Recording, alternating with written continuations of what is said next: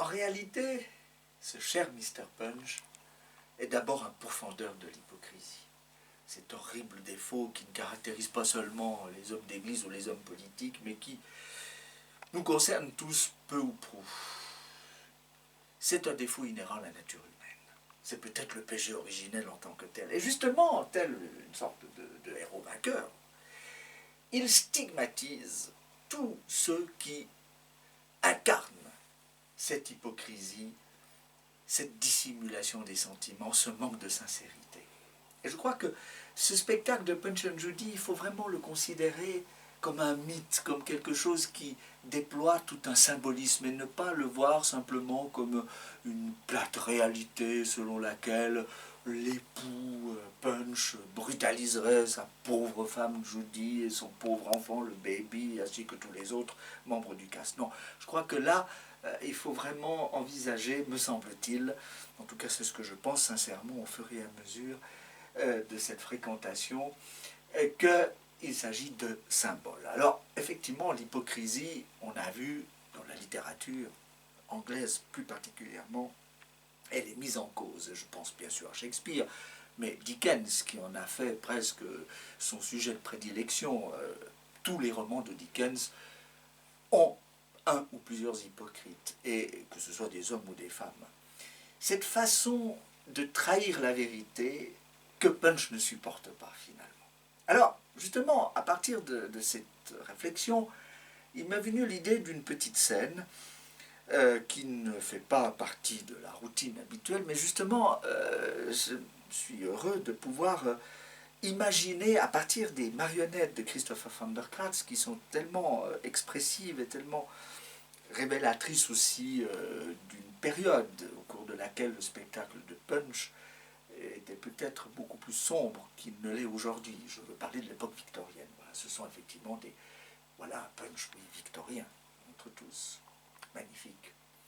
Alors, ce héros vainqueur, un peu don quichotesque sur les bords, va s'affronter à ce qui est justement le comble de l'hypocrisie, c'est-à-dire le conformisme. Alors le conformisme, on peut l'avoir sous toutes sortes de représentations, ça peut être d'ailleurs le diable aussi, effectivement, mais là, on va le trouver sous l'aspect de ce constable, beadle officer, représentant de la loi dans ce qu'elle a de plus stupide et de plus rétrécissant. Et il va donc, au départ de ma scène, s'enquérir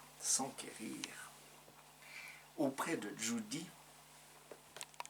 de Mr. Punch. Il apporte un dossier, car il doit dresser un procès verbal de non-conformité à cette loi remarquable, faite d'hypocrisie, et donc il demande à Judy où se trouve ce Mr. Punch. Mais alors justement, il y a une marionnette que Christopher von der Kratz a conçue, qui est le baby. Vous voyez, ce baby est extraordinaire parce qu'en fait, c'est le portrait tout craché de sa mère.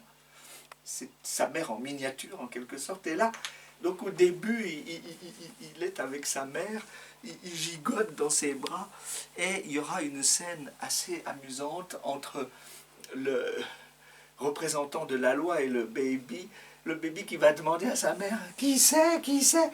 Et l'autre va le traiter d'avorton. Voilà, donc il y aura quelque chose de tout à fait tragicomique au départ, d'absurde même, entre tous ces protagonistes. Il va réclamer à corps et à cri Punch. Judy va s'en aller, va le chasser en disant que ce ne sont pas ses affaires. D'ailleurs, lui dit aussi que ça ne la regarde pas.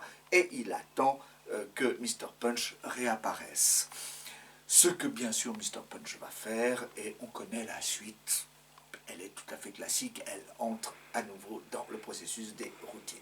Voilà, alors c'est ça que je veux simplement dire par rapport à cette représentation, c'est véritablement cette capacité d'être clairvoyant. Punch est un personnage clairvoyant, il est capable de discerner toutes les formes de l'hypocrisie, mais surtout celles qui s'incarne à travers le conformisme, aussi bien d'ailleurs que l'anticonformisme, parce que c'est les deux bouts d'un même bâton.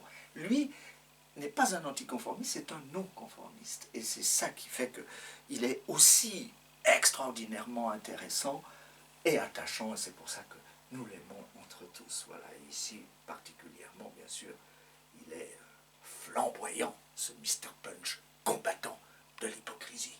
N'est-ce pas ?